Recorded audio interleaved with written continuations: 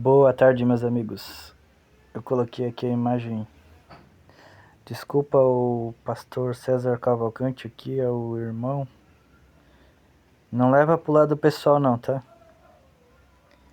Eu de verdade não tenho nada contra aqui pessoa nenhuma, que nem ao Iago, acho que é o Iago Martins aqui do Dois Dedos de Calvinismo, e nem o pastor César Cavalcante, apesar de eu não acreditar em hierarquia religiosa, né? Eu acredito que lá no primeiro século era dom, não era cargo religioso, que era exercido nas casas de forma livre. Mas enfim, não tenho nada contra a pessoa deles aqui. Meu problema aqui é só teológico, beleza? Vamos lá. Eu fiz um vídeo aí para explicar que a igreja evangélica ela criou uma hierarquia de pecados. E aí eu expliquei o pensamento judaico ali que existia na época, né? Onde Jesus vai fazer uma correção. Olha, vocês acham que essas pessoas ali tinham mais pecado, era mais culpado do que vocês? Olha, de igual modo eu digo que se vocês não se arrependerem, vocês vão perecer. Ali era um contexto de juízo histórico dentro de uma aliança, ainda, porque Jesus ainda estava vivo, não era o Cristo ressuscitado. O modo de se relacionar ainda era debaixo da lei. Juízos históricos que Deus mandava para as nações e tudo mais, mudou a forma de Deus se relacionar na nova aliança. E aí o pastor César Cavalcante ele fez um vídeo e ele disse assim: existe pecadinho e pecadão, sim. Porque Jesus, quando ele vai ser entregue para Pilatos, ele vai dizer assim: olha, aquele que me entregou a ti tem pecado maior. E aí ele usa isso aí para justificar uma hierarquia de pecados, como se houvesse hierarquia de pecados na Bíblia, né? Pois bem, infelizmente é o problema que a gente sempre comenta, o pessoal do calvinismo desloca o sentido judaico para um sentido totalmente fora da crença que era no primeiro século, né? Que era um contexto judaico que eles estavam vivendo, judaico-cristão. A maneira de Jesus expressar as suas crenças era uma maneira judaica, muitas vezes, né? Expressões semitas ele vai usar, né? Porque ele estava falando com judeus e gentios também em certos momentos. Mas enfim, vamos lá. Quando Jesus diz que aquele que me entregou a ti tem pecado maior, ele não está criando uma hierarquia de pecados. O que Jesus está fazendo é mostrar uma violação mais profunda da lei de Moisés. Os judeus estavam violando os princípios mais profundos da lei, como a justiça da lei. Esse era um princípio que Jesus vai frisar muito, né? Sobre a justiça da lei. Tanto é que ele vai falar lá para os fariseus, né? Olha, vocês fazem isso, fazem aquilo, vocês dão o dízimo do coentro, do cominho, da hortelã, mas vocês se esquecem das demais coisas, né? Vocês se esquecem da justiça, da misericórdia e tudo mais, né? Jesus vai falar sobre isso aí, sobre os princípios de justiça da lei. Esse é o primeiro ponto. Olha o que estava acontecendo ali. Êxodo 23:7 vai dizer que eles não deveriam matar o inocente e o justo. E o que eles estavam fazendo?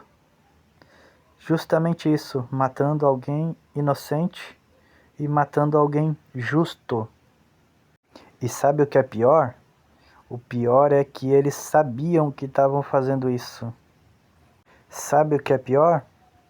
É que isso era justamente a condenação de um inocente, que quebrava o princípio de justiça da lei.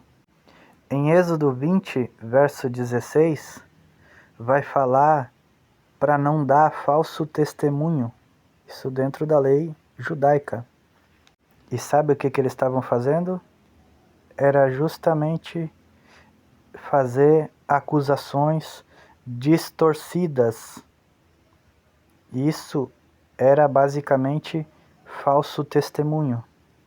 Existiu também outra quebra, que foi a corrupção no juízo de Jesus, no julgamento de Jesus. Houve uma corrupção. Levítico 19 e 15 vai dizer que eles não deveriam fazer injustiça no julgamento. Deuteronômio 16 e 19 vai dizer que eles não deveriam torcer o direito.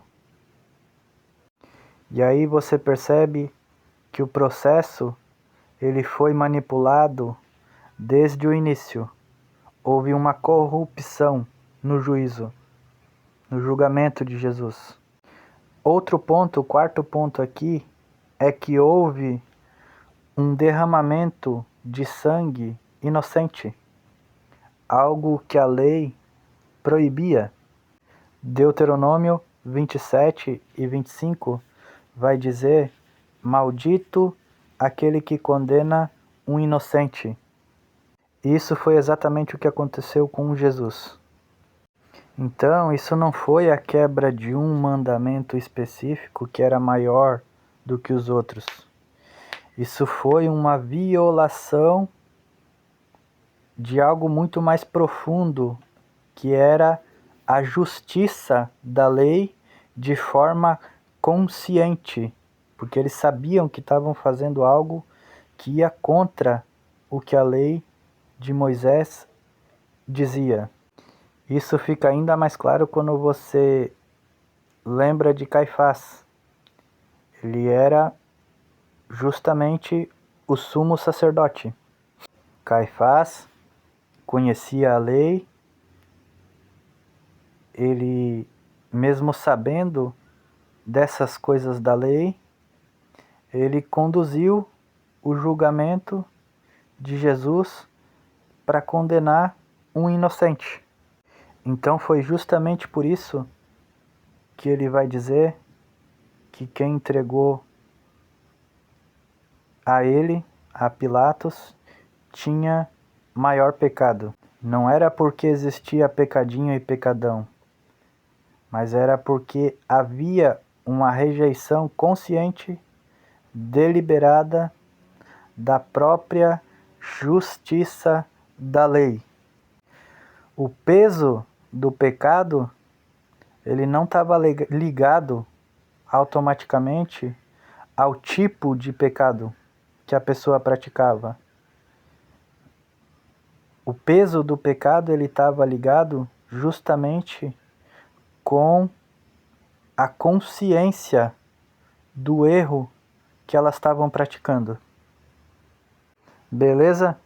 Eu brinco ali com o Iago, mas eu sou super fã dele. Ele é um cara de uma oratória impressionante, mas eu discordo da teologia dele. Mas não tem nada pessoal contra o Iago Martins, nem contra o César Cavalcante aqui. Beleza? Valeu!